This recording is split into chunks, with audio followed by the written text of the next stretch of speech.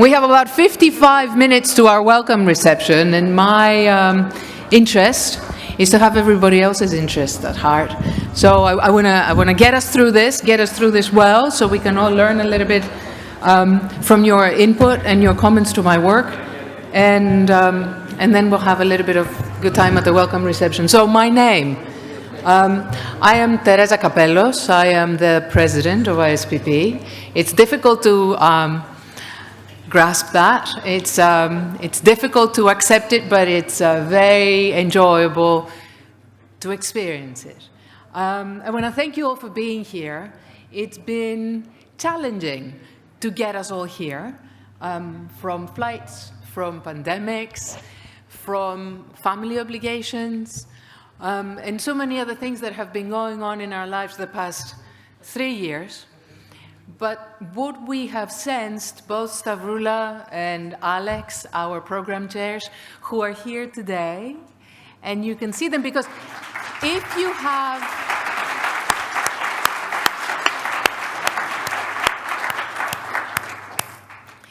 have any trouble the next few days, don't go to them, come to me, because they'll be running around trying to sort out somebody else's trouble. So what we have seen is the immense support, personally, collegially, but also scholarly support for all of us to come together after 3 years in my hometown to do one more of our conferences. So I'm starting to stumble. That is my cue that I'm getting a little bit more anxious than I want to.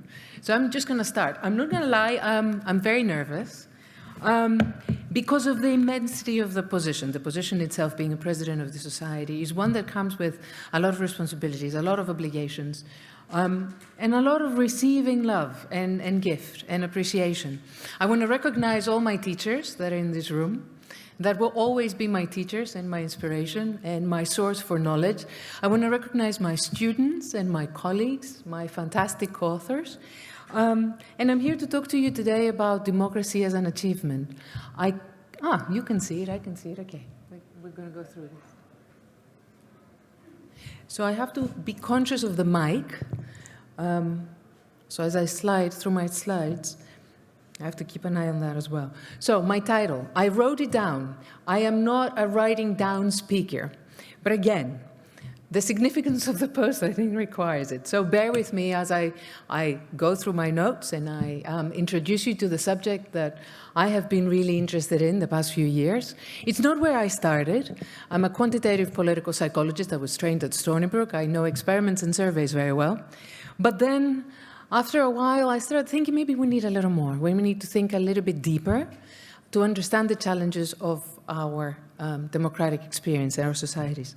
So that's what I'm going to talk to you today. My idea of trying to understand is actually not my idea. It's a stolen idea, like all the good ideas, of understanding democracy as an achievement. And I'll take you through that little ride. And I'll start us from grievance politics, the politics that we experience today.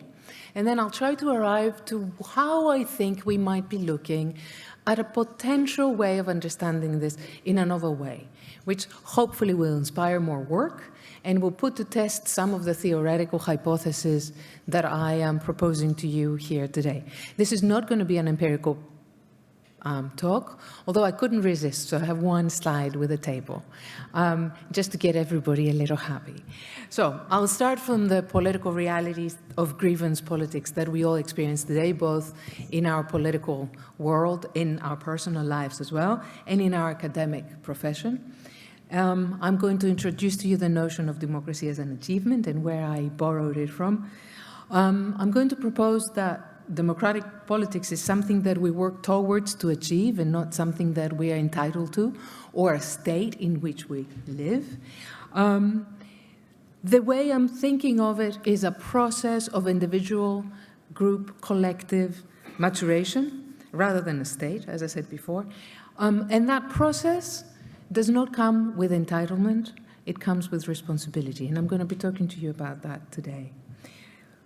Without a promise for success.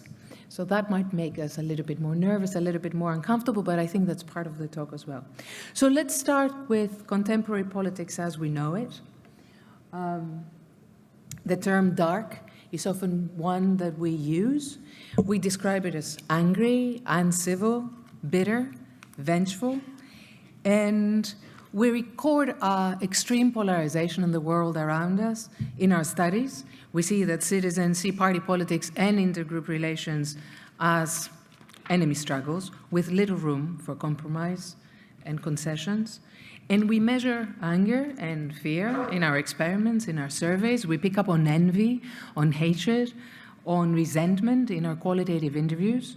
And no matter what our methodological approach, we bear witness to what we see as an uncompromising anti-preference, toxic intolerances, and implicit and explicit support for political violence. And these are the topics that I have been looking into the past few years. We do not just take notice of these developments. We also are weary of them. We're not sitting very comfortably here discussing these as events that pass us by, because we care about the implications for democratic politics, about the well-being, both political and psychological, and physical, of citizens in our own countries, the countries where we live in, and the countries where we study. And for me, all these three have not been the same. So we do this from an ethical position. Academics and political commentators alike, I think, we recognize grievance, intolerance, and hatred as significant challenges for democracies around the world, because they have antisocial expressions that we all feel. And at the same time, we feel that this threat is heightened and that we live in unprecedented times. So let me read you some quotes. At a time when conservatism and radicalism are both regarded by their respective adherents almost as religious, and the conflict between reactionism and liberalism is sharper than any time before within the memory of living man, no apology need be forthcoming for an attempt to arrive at a critical understanding of the psychology and the probable ethical value of these attitudes.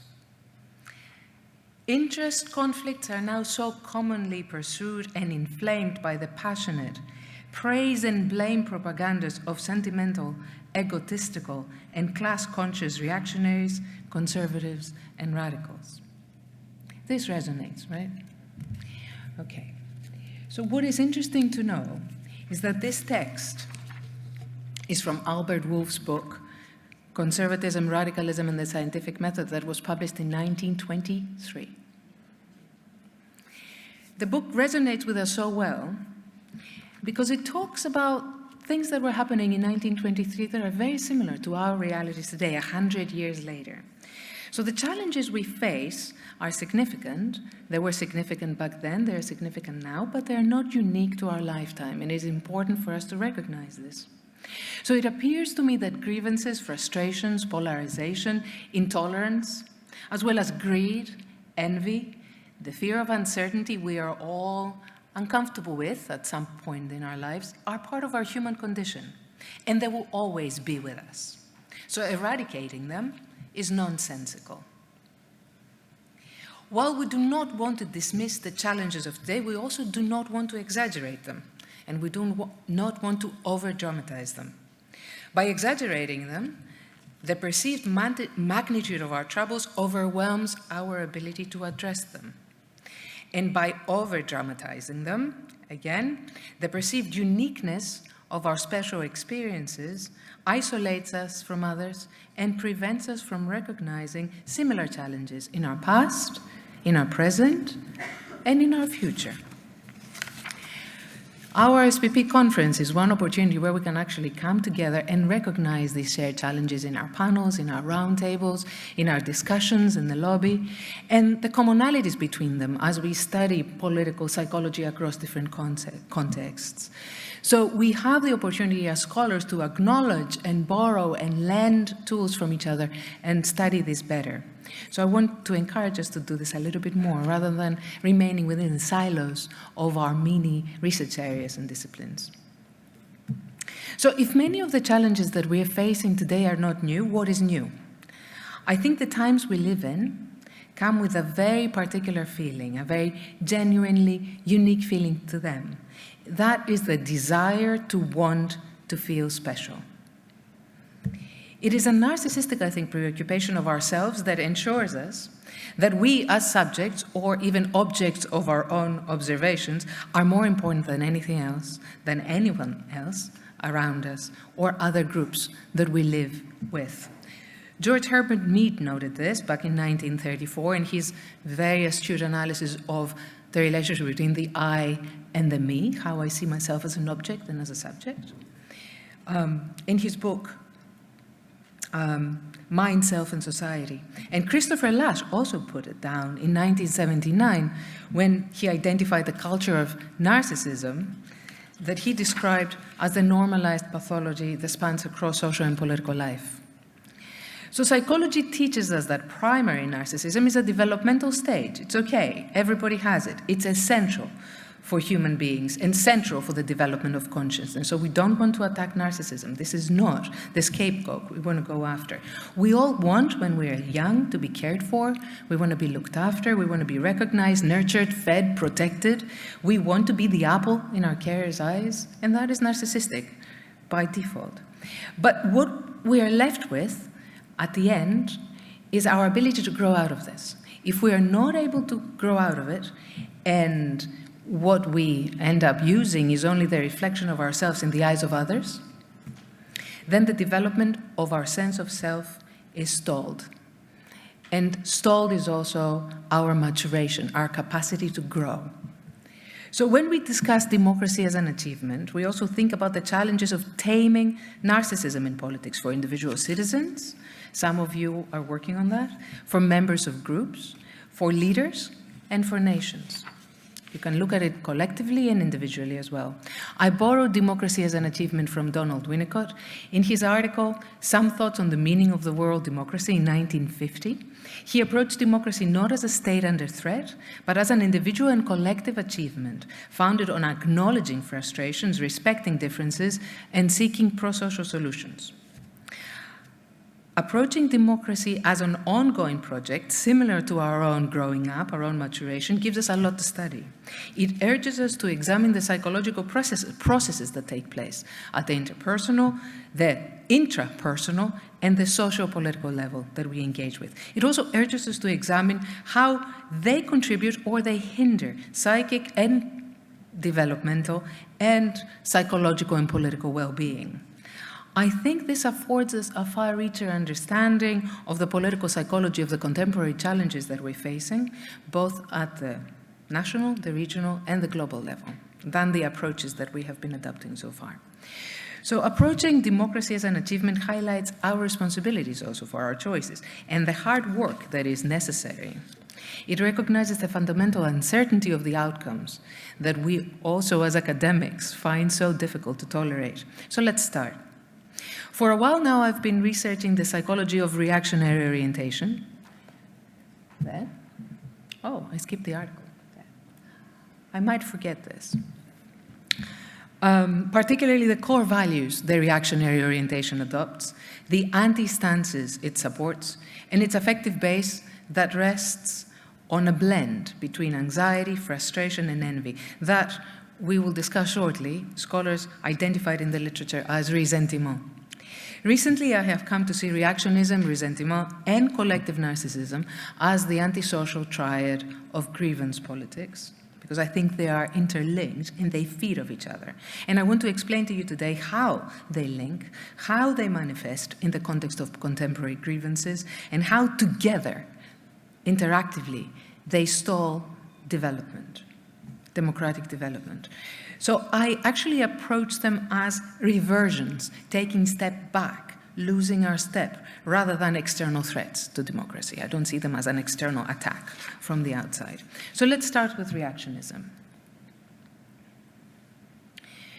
Here's again a quote from Woolf, the book from 1923 that I mentioned before. And it goes like this: the scale of attitudes which different men and women take towards social change may be compared to the solar spectrum. At the opposite end stand extreme radicalism and uncompromising reaction. So you can see reactionism, as a very similar concept to radicalism, but with a key difference. It has a different direction for political change, and that's back. I approach in my work reactionism as a political orientation that marks the psychological state of individuals who seek urgent political change towards the past. Urgent political change is a characteristic of radicalism, but radicalism and reactionism sit at the opposite ends, as Wolff tells us. So we political psychologists know that orientations have motivational, attitudinal, emotional, and behavioral components, so I'll take you a little bit deeper to these now. The motivation of reactionism is its urgent and uncompromising desire for change. Like radicalism, it originates in the rejection of the status quo. It doesn't have a very comfortable relationship with reality. It does not like the now. But the direction of change, as I said before, is not forward and progressive that we see with radical politics, but it's rather backwards and regressive. It is also not gradual. Think as counter-arguments progressivism and retrogressivism that want to move things back or forward slowly, right? But in reactionary orientations, you have the desire for abrupt change and also violent change.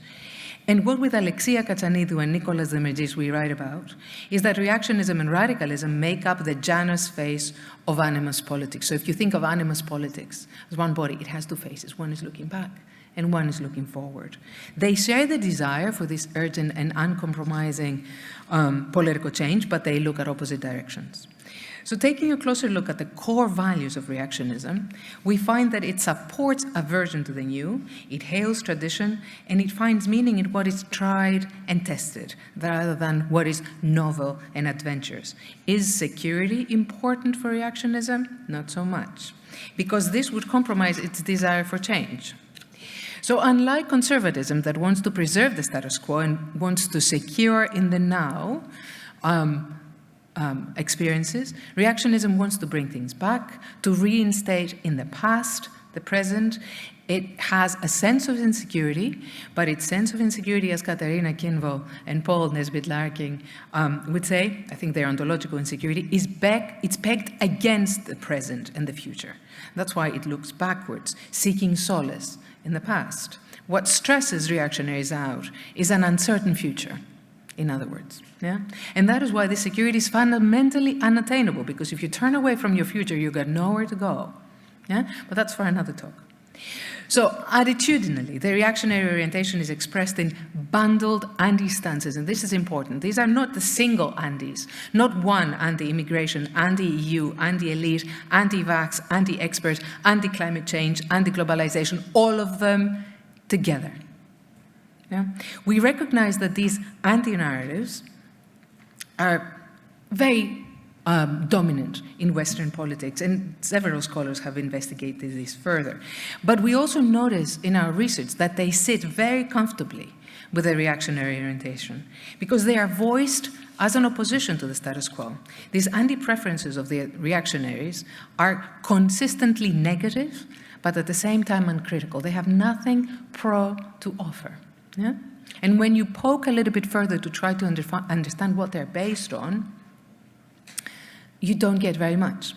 They're consistently negative in the sense that they're always disproving. And they are uncritical in the sense that they are not ideologically skeptical, they are not motivated by political principles or formulated considerations, and they do not have to be consistent. In some instances we find that they are, in some instances they're not. That means they are not integrated necessarily in a cognitive schema that makes sense. And for all of us that studied Converse, this is the fundamental principle of ideology.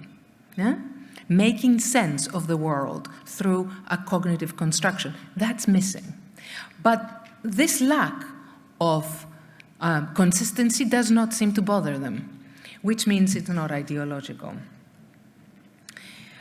And we think also that it fits equally well on the left and on the right of the political spectrum because it doesn't have ideological attachments. It swings where the wind blows. Where the anti is, that's where the reactionary orientation finds a comfortable home. So in our article in 2018 with Nikos Demertis, who is somewhere there, we find that reactionary tendencies are high here in my home country, in Greece, but they sit together with left-leaning citizens as well, which is a little bit of an oxymoron if you think about it. So to bracket here, if you're interested in reactionism, it's also a concept that has been explored in studies of political theory, and it is examined by scholars focusing on the narratives of political leaders that they are identified as reactionary. Scholars like Hirschman and Mark Lilla and Richard Swarton have written books about this.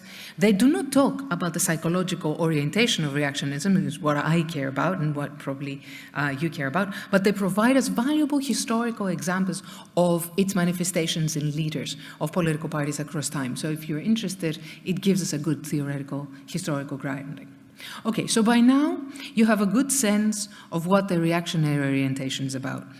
And while it is useful to have theoretically driven conceptualizations, it is also important to think about how we can operationalize them, because that we need to go all the way. So in our research with Mikko Salmela, I think he's here too, and Stavroula, and Gavin Sullivan, who I saw earlier today, we created a measure of reactionism using the theoretical model that I outlined before. And that measure is based on a scale that has 12 items that denote this orientation, and it has 4 key features. One is that this orientation is uncompromising and urgent instead of moderate and gradual. It idealizes change instead of preservation. It is oriented towards the past as a reversion or a restoration instead of towards the future. And it is expressed as dogmatic thinking and snap anti-preferences, consistent, bundled together. We have collected measures of this scale with survey data to examine the relationship between reactionism, authoritarianism, and populism, neighboring concepts that we all like to use and mess around with. And I will show you an example a little later of how they are different. One of the things that bugs me is that we equate things because we have no way of measuring them, and then we call them names and we move on. And we think we're testing something that very often is theoretically unfounded. So I want us to be careful about how we define concepts and make a clear link in terms of how we operationalize them so we don't get lost in the world of our ideas. So in another paper, we tried to tackle this from another angle, more qualitative work. So with Labrini Rory, who is also one of our program section co-chairs, I think he's here in the room, Vasiliki Georgiadou and Anastasia Kafedis are my Greek collaborators, we apply this scale to code focus group data in Greece to understand how reactionism relates to support to violent extremism. And what we find is that this engagement with or dormant support, I haven't done it, but it will be okay if somebody else goes and beats up politicians, this kind of feeling, for violent and illegal political action in Greece, is not a property of radical politics, but it sits much closer with reactionary politics.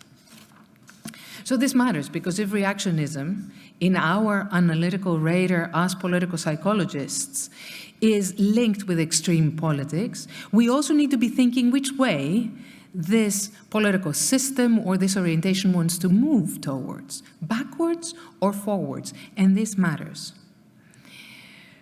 So if we know the direction of change, we can start studying its vision a little bit more carefully too, and I think there's a lot of essence in this. So let's move on to the emotions of reactionism. Okay, I'll skip you through it. You've stayed with me. Here we go. To understand its effect, maybe I'll go here for a second and I'll leave it there. To understand the effective content of reactionism, we must study angry politics, and we must also be prepared to go beyond anger, and I'll explain why. There is certainly value in focusing on aversive and anxious affectivity and how it affects our political decision-making. George Marcus, who is here today or was here earlier, has done significant work on this.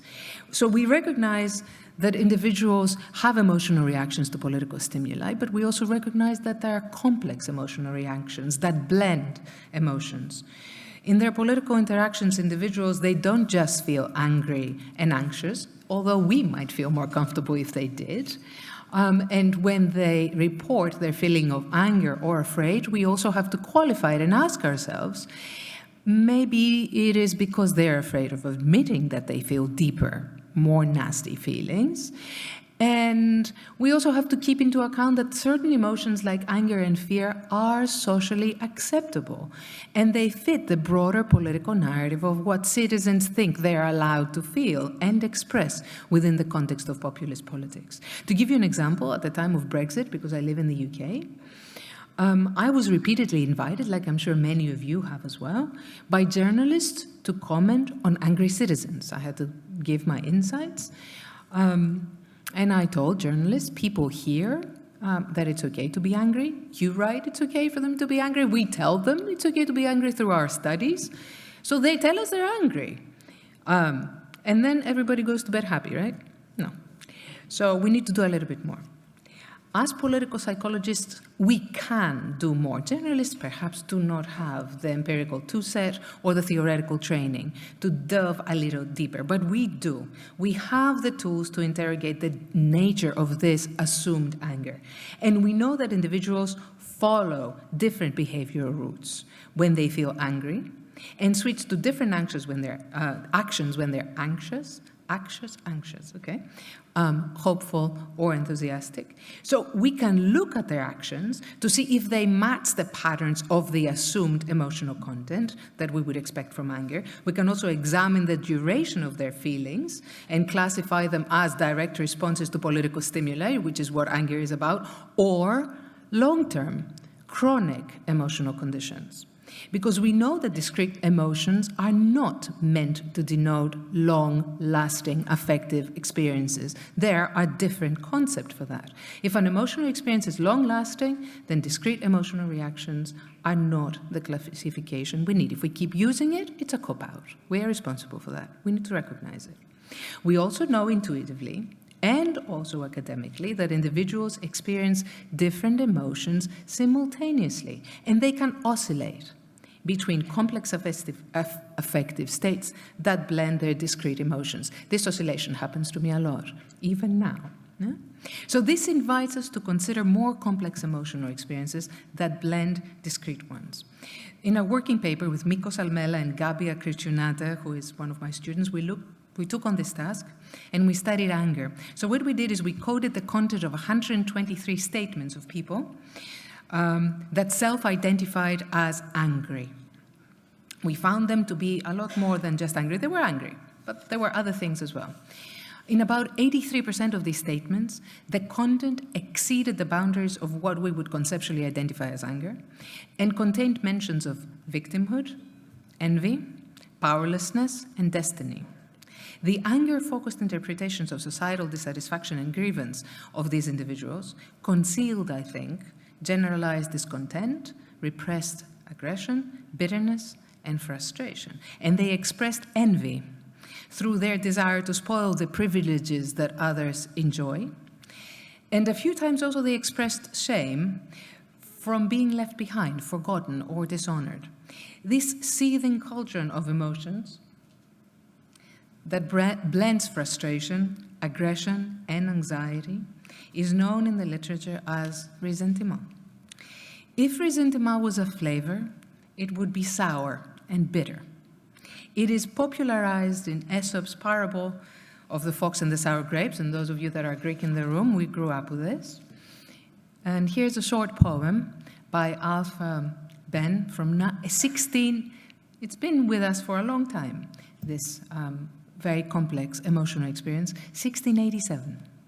The fox who longed for grapes beholds with pain the tempting clusters were too high to gain. Grieved in his heart, he forced a careless smile. I guess it's a male fox. He cried, "They're sharp and hardly worth my while." So Nikos Demerdzis and I started our article in 2022 that we titled Sour Grapes with this poem. And then we elaborate further on what ressentiment means for contemporary politics. Aesop describes a fox that feels insubstantial, insecure and ungratified.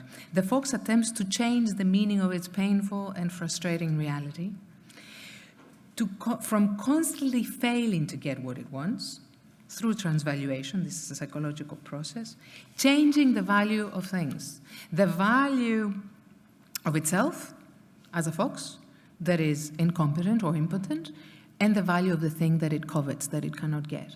Transvaluation is actually a double open-ended process of devaluation and re-evaluation. The value of what was desired, the sweet grapes, turns into something unwanted, sour grapes, and the value of the impotent self now turns into noble and wise. I'm better off without this, I'm walking away. Yeah? Some of us do this in our everyday, all of us do it. So in our 2021 article with Mikos Almela, we wrote a theoretical piece on how ressentiment serves as a psychological maneuver for individuals to avoid the mental pain of their repeated impotence by effectively denying their frustrating social and political realities. While scholars of ressentiment disagree as to what ressentiment is, some call it a lasting mental attitude, a complex cluster emotion, a chronic emotional mechanism, a psychic disposition, and a few other things. And this would be, again, another talk by itself. They all agree on three principles. Ressentiment is not a pathology. While every person or collective could be a subject of ressentiment, this affective experience is discernible among the passive, the humiliated, and the weak of our society. Ressentiment is not a cognitive negation response. So those of you that are thinking cognitive inconsistency, no, that's not it. You need to go a little deeper. So it's not a cognitive negation of experiences. It's also not just affective dissonance. These things map interesting, very important phenomena, but not this one. But it has a bitter and affective core that is marked by powerlessness, and it's centered around moral victimhood. In his book, Nikos, who is here, The Political Sociology of Emotions, that I recommend strongly, he explains that what brings ressentiment is social political realities experiences as crisis and traumatic occurrences. And we had a few of those in the last 10 years. Nicholas offers a thorough discussion of ressentiment, and he will take you through it in his keynote on challenges, paradoxes, and emotionality of democracy tomorrow.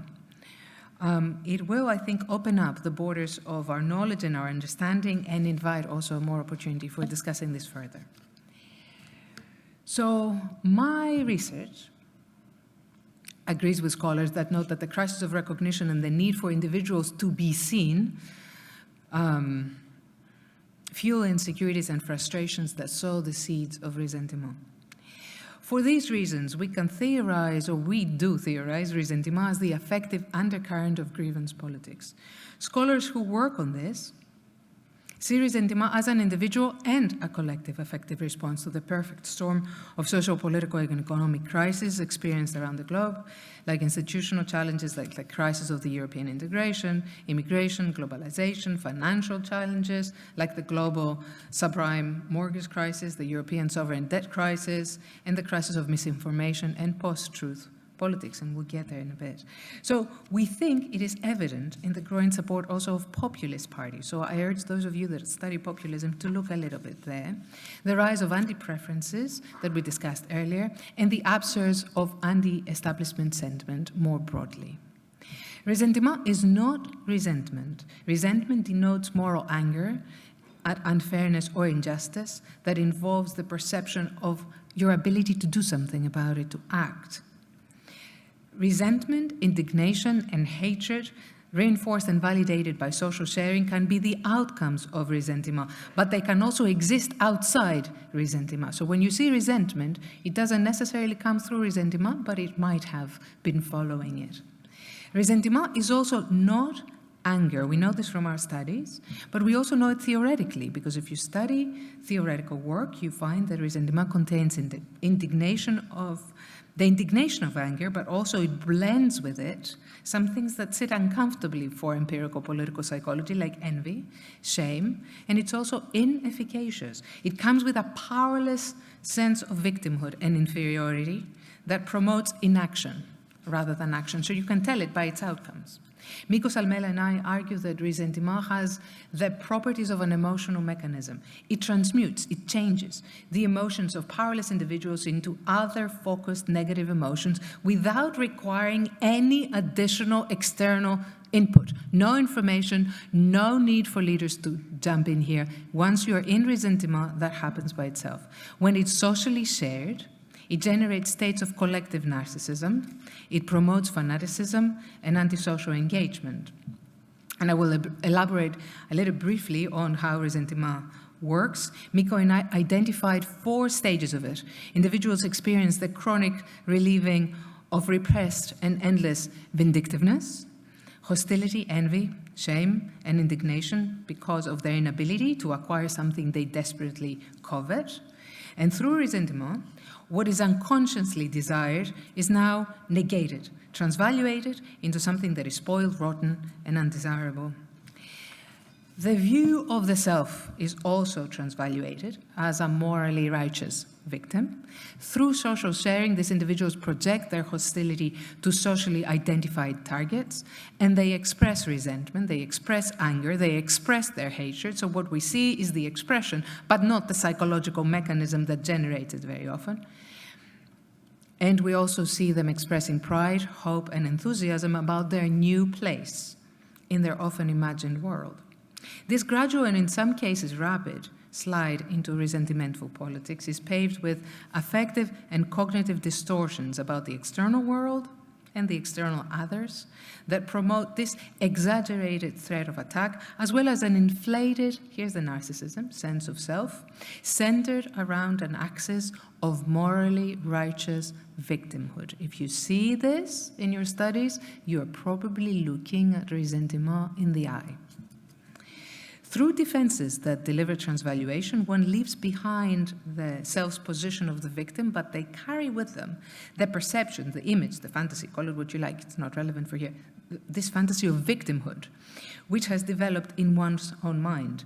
And because in ressentiment, the original frustration and pain is projected outwards as hatred, it promotes hostility in social interaction. So effectively, it's antisocial. So let's link ressentiment with the politics of grievance. When individuals are frustrated, they have 3 options. They can evacuate the pain by turning the aggression outwards towards others. They go beat up people. Yeah? It's how they express anger proper, as we call it, resentment, hatred, not mitigated by ressentiment. They can turn the aggression inwards towards the self, and they experience shame, punitive guilt and anxiety. Or they can opt to slide out of it, to evade the frustration and the pain altogether by transmuting it and transvaluating their objects. And this third scenario is the one of ressentiment. So it doesn't always have to happen, but it can happen. It is appropriate to say that ressentiment is an attempt to bypass grievance, but in effect it generates more grievance because it adopts antisocial expressions against the others. The initial actual frustrations, if any, and they are not always there, sometimes they're imagined, but sometimes they're real, they're inflated. They're generalized to bitter understances that stain all aspects of political life. Yeah? They bleed over, but without the motivation to implement any change forward. Because they look back. Bitter positions can be acted out as violence, and sometimes when they're tamer, they are expressed as retrogressive versions that can be manifested as passive support for violence. But again, they're full of hatred, but ultimately resigned to the inaction of a spectator. And we find that in our research, in our focus groups that I mentioned before. When the inflated, this morally righteous self-perception of the persons in ressentiment are shared in groups or collectives of like-minded peers, so we now go from individual to group, this collective narcissism that is generated by the social sharing can provide the social context with which ressentiment is reinforced further and solidifies and consolidates. This is where ressentiment meets collective narcissism, and that's why we think it's part of the triad. Let me get you there. The joint features of these individuals and collective narcissisms are fantasized superiority, blended with a nagging belief that one's in-group privileges, status, and significance are not appreciated by others. Victimhood, again, here. Like individual narcissism, collective narcissism goes hand in hand with negative emotionality, lack of gratitude, compassion, social connectedness, intergroup disgust, antagonism, and conspiratorial thinking. Miko and I argue in complex ways ressentiment is both individual as it is collective, and it's founded on these deficient feelings of self-worth. And like collective narcissism, it's closely related to the person's social experiences. I don't have time to expand very much on this, but to clarify, collective narcissism is also more than a collective national identification or attachment, right? This is not what collective narcissism is. We agree with other scholars that collective narcissism is different also from in-group satisfaction. So if you're thinking of asking me a question about in-group satisfaction, here's your answer. Yeah? Because it's not just about my nation and its achievements and displays of positive profiles, but it's also about how the other is unworthy. So collective narcissism, we argue, is a psychological state that groups live in, marked by two properties. In one hand, you have the rejection of the value of external groups, and on the other hand, you have the unrealized, anxious dissatisfaction with one's own group, the equivalent of the self in narcissism, which activates defenses like we see in ressentiment. So in our work, we argue that the collective narcissism that we see blended with ressentiment has a very particular flavor. One's own group is not just better, but the other group, it's also stripped of its moral value. They are indecent. They are bad people. We are good, but they are bad. So this is why I said earlier that intergroup relations in ressentiment are not expected to display an authentic spirit of togetherness. While being part of a like-minded collective reinforces the transvaluated version of the world, the individual in ressentiment likes empathetic togetherness, and its feeling of being part of the collective is precarious. If you want to find ressentiment, ask this question. When you find precarious social relationships, it's there. It allows us to distinguish the bonds of ressentiment from the bonds of social cohesion, togetherness, and solidarity that groups in society share, and Leonie Harry's work speaks to that. Principally in ressentiment, we expect low levels of identification with abstract notions of imagined communities. For example, low levels of national pride, low connectivity with collectives such as one's own town, one's city, or seeing yourself as a citizen of the world, low interpersonal trust, low levels of volunteerism, showing caring or concern for others is almost absent. So parallel research on collective narcissism by Alex Chikoka and her collaborators at Kent University find similar results on the shallow bonds of collective narcissism, and I will encourage you, and I've encouraged us also to look at it deeper. So now let's look a little bit at how ressentiment, reactionism, and collective narcissism go together empirically. I'll show you an analysis of the values they promote using the operationalization of the novel 12-item scale of ressentiment that I told you before, the 6-item ressentiment scale that Nikos and I created and used in the recent World Value Survey in Greece, and the shortened 5-item collective narcissism scale adapted by Golek de Zavala et al.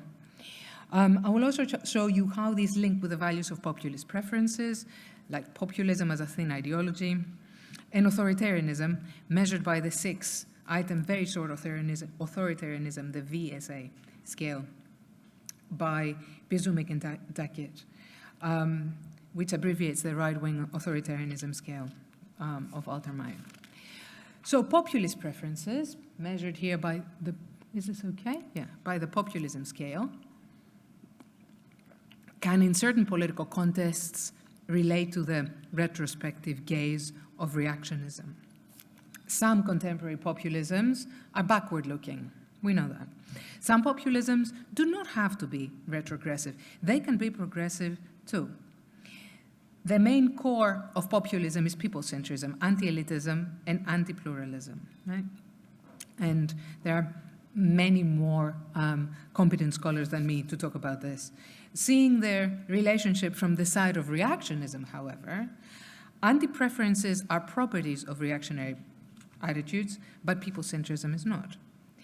Noel McAfee, who is one of our keynotes and sits right here, is going to elaborate on populism in the context of democracy as an achievement on Saturday, and I'm very much looking forward to her keynote. Don't miss it. Authoritarianism, conceptualized as a stable personality structure, not a trait, shares some value orientation with reactionism, like preference for tradition and obedience, but authoritarianism is not reactionism.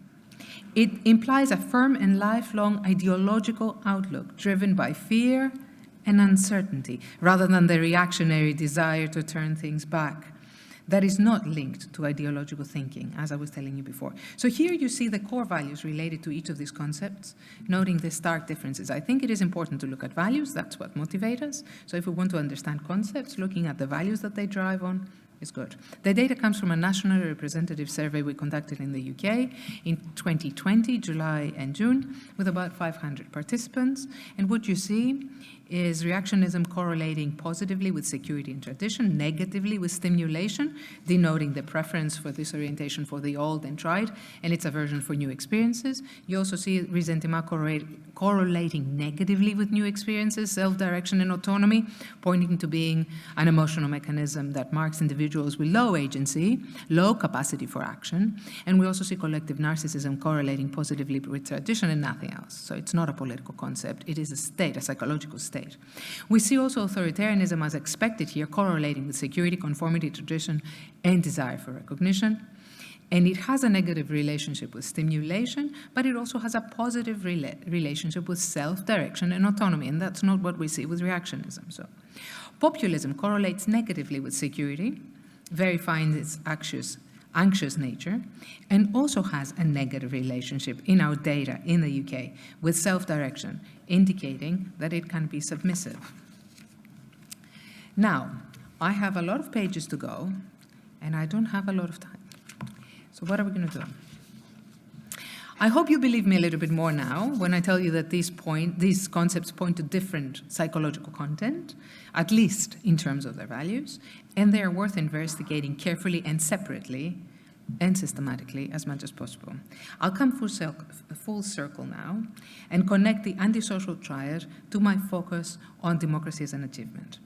I think Laswell was spot on in 1939 when he noted that the human mind is a fit instrument for reality adjustment. In the context of grievance politics, we saw that the bitterness of ressentiment finds its natural home in the backward gaze of reactionism, which demonstrates a preference for values of tradition and the desire to turn things back to an imagined past. Because reactionism is void of consistent ideological thinking, we argue that this return to traditional values in resentment for reactionism is sentimental, emotional, rather than ideological. And it's reinforced through collective narcissism. And when that happens, this resentimental approach to politics does not offer pro-social solutions. To give you again an example for our work, we see defensive responses to cultural changes when we ask people the values that they would support. They were against modernization, against equality. So resentment basically compromises, we think, reality testing by distorting, but unfortunately also not resolving the frustrations and the grievances that drive it. And as Hoggett noted, this lasting psychological condition of resentment offers an opportunity to live reality through the back door, avoiding objective facts, which are substituted by personal beliefs. And when they display reactionary orientations, these individuals in resentment look for solutions in the past, but avoid the problems and the potential solutions of the present. So scholars of post-truth politics warn us about the sinister challenge fake news post-democracy. But in our studies, we see that this escape from reality, and perhaps escape from freedom, if you follow from 1941, is a psychological maneuver that we think can be explained and expected in the case of resentimentful politics. Through resentment, we can understand this a little bit better. Although resentment does not address the original frustration and its sources, it allows individuals to live in falsehood without conscious psychic conflict, because that's the one they're trying to avoid. So this is a compromised relationship with the truth. It evades pain, and I think this is one of the secondary gains of ressentiment. You lose reality, but you also do away with your pain. Secondary gain is this unconscious occurring positive advantage you can get out of your conflicts or physical pain. So maybe I need to stop here. And I wanted to get to a point that we have the opportunity to take a little bit more stock, but maybe it is more important for you to ask questions, and I can get through the other slides a little later. So just going to put this here as a potential solution. If you want to mitigate envy, in studies of psychology, we know you have to build gratitude. Your ability to experience gratitude, to feel happy for the things you have, and feel happy about the things that others have and can give you, is a fundamental antidote to envy. And I think this is the solution, perhaps, that we have not examined very much, because it's a difficult one to investigate further. I stop here. But before I stop here, I cannot stop here. I have to give my thanks. The work that I have done is not just my own. It's primarily collaborative work. And so I need to thank my collaborators, many of who are in the room, and I try to mention, for exploring, engaging, and expanding the investigation of the psychology of grievance politics with me. I could not have done it on my own. So I'll leave here, I guess, time for your questions, a little bit more, and then we have the reception. But for the next 3 days, this is just the beginning of this exploration. I invite you to attend the 3 keynotes. I also invite you to attend our roundtable, Democracy as an Achievement, which is on Sunday at 2 o'clock. Stay and come so we can discuss it together and learn a little bit more from each other. Thank you.